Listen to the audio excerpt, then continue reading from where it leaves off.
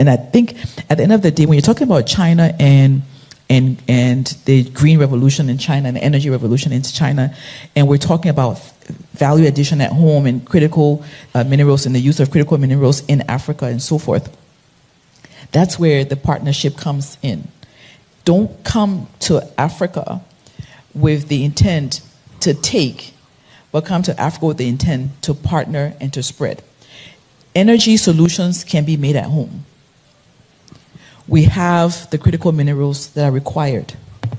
And how do we make sure that what's been learned in China and other BRICS countries in relation to green solutions are actually then used at home in Africa to then formulate new solutions that are green, so that would not increase the burden, the climate burden for Africa, but will also have us as creating jobs and reducing the pressures on us. So homegrown solutions that we take from countries like the BRICS countries like China, and we use those solutions at home to create jobs, but use those solutions at home to actually then be part of the solution.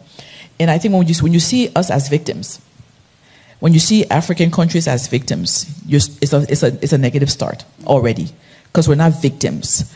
We've been victimized by certain actions that have been taken, but we're not victims. We hold the key to the future. And understand that we hold the key with our minerals, with our natural resources, but also with our experiences and our intelligence and our capabilities. If you see us as partners, coming to the table with us as partners, we can design those solutions together. And AI, can I just touch on AI for a minute? And this is where the concern some of us have is around how AI can be used to further try to victimize Africa, because of us not being at the same level in terms of technology. And if people are really interested, if powers are really interested in us having a just world, a just and peaceful world, we'll come to the table from the perspective of the fact that you have a huge youth bulge, huge creativity in Africa.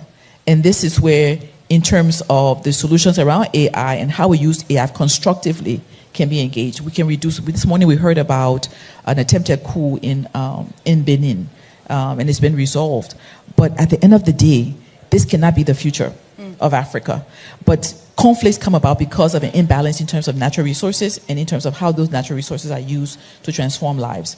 And so energy is one of them. Energy is critical, but we can partner in a way where we build on the demographic dividend and use that to really strengthen Africa's position, getting power across Africa. And I don't want to come across as if I'm here to just praise my president, but I'm so proud to be part of a leadership where within just 2 years, we've seen a huge spread of access to energy. But in order for us to have every household in Liberia, for example, with energy, it's not just about having it, it's about the cost of energy. The cost of energy. And how do we have energy solutions that are affordable for the poorest of the poor? Because it's not about just the solution itself, but the solution being practical for those who have the most need.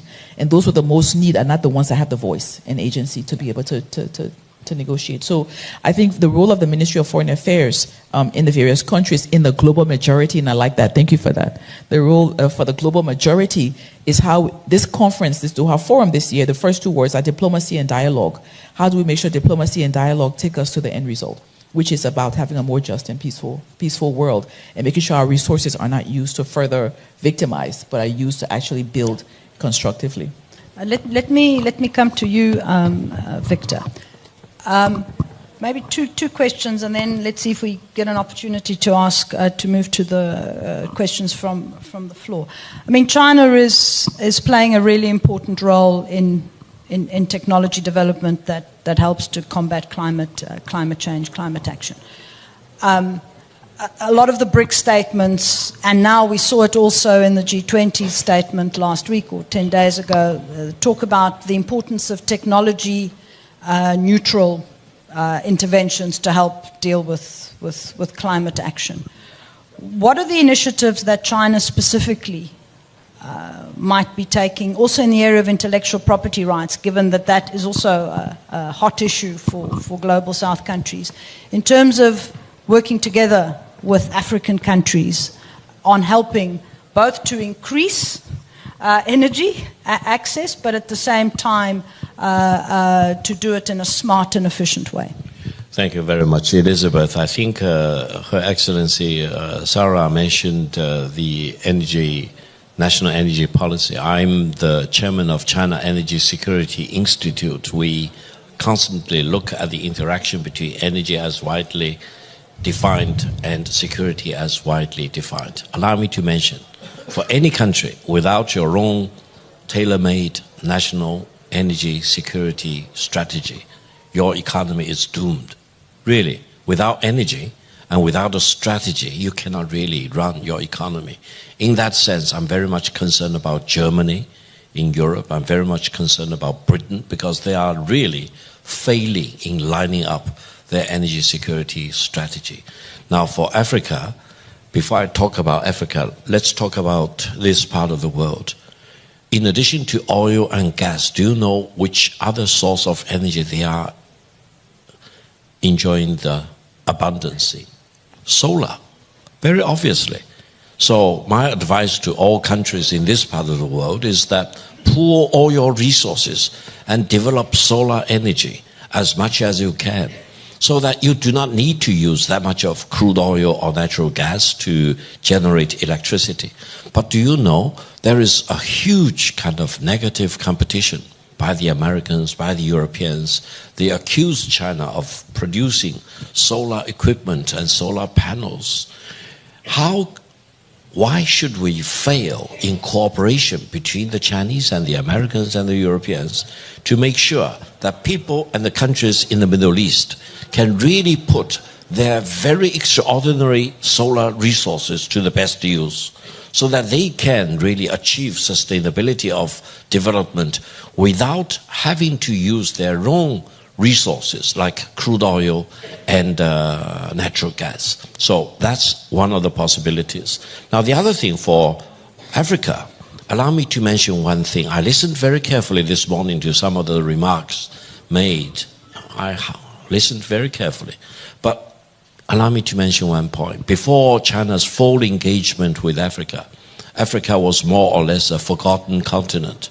Part of the reason was very obvious. Many European countries and the United States had huge skeletons in their closet in dealing with the Africans. Hundreds of years of colonial rule, slavery in the United States, for example, and even for our distinguished excellency and the country she comes from, Liberia. Liberia was founded by the deported slaves from the United States after the American government realized that they no longer needed that many slaves working in the cotton fields and other fields.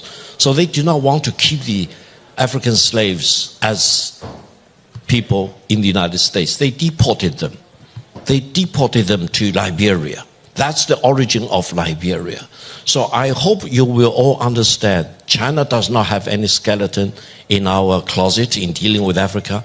We deal with everyone in Africa as brothers and sisters. And if you ask which country built the roads or highways or airports or government buildings in Africa, none of the European countries have done. Americans have never done that. It's China. I'm not fabricating this. I'm really telling you the real hard truth, that China has been fully engaged with Africa. Going forward, China wants to make sure that every of the 54 countries in Africa, for 1.4 billion, if not 1.5 billion Africans, and going forward by the end of this century, you are expecting doubling of the African population. They will all be fully engaged in the AI revolution. Using the American way of AI? No. You do not have the money. You do not have the talents to Victor, do that. Can I ask you to start summing up? Yeah, I will sum up. You need to really do this in an open source manner to fully engage in this AI revolution. Thank you very much, Sarah. Thanks, Victor. Thank you, Elizabeth. Very quickly, I can't leave this room without correcting something that was said about Liberia's history. So Liberia was not founded by deported slaves. Liberia was founded by 16 ethnic groups, indigenous tribes of Liberia, including, adding in addition to that, deported slaves who make up 3 to 5% of our population. Very important to debunk that, to clarify that. And Liberia today still has less than 5% of what we call settlers that came from the U.S., also from the Congo and also from Barbados, very important. Climate multipolarity, very important. Climate financing, very important. But if we don't have climate financing that aligns with the needs of Africa, and on terms that are palatable for Africa, what we're going to have is divergent lines. And I think it's very important for us to make sure that we always keep in mind the needs of those you want to finance and those you want to support. Thank you. Great. Thanks. Thanks very much. 大家看懂了吗？刚才这一幕，与其说是一场辩论，不如说是高志凯教授爱幻想的非洲的降维打击。这位利比里亚的女外长一上来就摆出了一副教师爷的姿态，警告中国不要以此掠夺为目的来非洲。听到这句话，我不仅感到好笑，更感到一种深深的悲哀和愤怒。这种傲慢恰恰是某些被西方话术洗脑的非洲精英最典型的特征。他口口声声说不要把我们当受害者，要平等合作，要本土价值。话说得很漂亮，但他似乎忘了一个最基本的事实，在西方殖民者把非洲当后花园肆意掠夺的几百年里，你们的主体性在哪里？当西方把你们的人民当商品贩卖的时候，你们的尊严又在哪里？现在中国带着资金、技术、工程师，顶着烈日帮你们修路、架桥、建电站，结果你反过头来用西方媒体攻击中国的陈词滥调来警告中国。这不仅是傲慢，这简直是端起碗吃饭，放下筷子骂娘的现实版。这也是为什么高志凯这波高能输出让人看得如此痛快。他们真的忘了，在中国全面参与非洲之前，非洲其实是一个被西方遗忘的大陆。这句大实话刺痛了谁？刺痛了那些只会开空头支票的西方政客，也刺痛了像这位女高官一样，习惯于在西方搭建的舞台上表演政治正确的所谓精英。高志凯列举的事实，公路、机场、政府大楼哪一样不是中国建的？而美国和欧洲留下了什么？留下了殖民的伤疤，留下了被遣返的奴隶。当高志凯提到利比里亚是由美国遣返奴隶建立的国家时，这位女高官急了，最后甚至还要专门花时间去纠正只有 5% 是遣返奴隶。但这种苍白的数字纠正掩盖不了本质的逻辑。西方不仅掠夺了非洲的资源，更在历史上从未把非洲人当成平等的人来看待。而中国来非洲没有带着任何历史的骷髅，我们带来的是基建狂魔的诚意。西方国家一边卡着非洲的脖子，一边教导非洲要环保、要民主、要防备中国。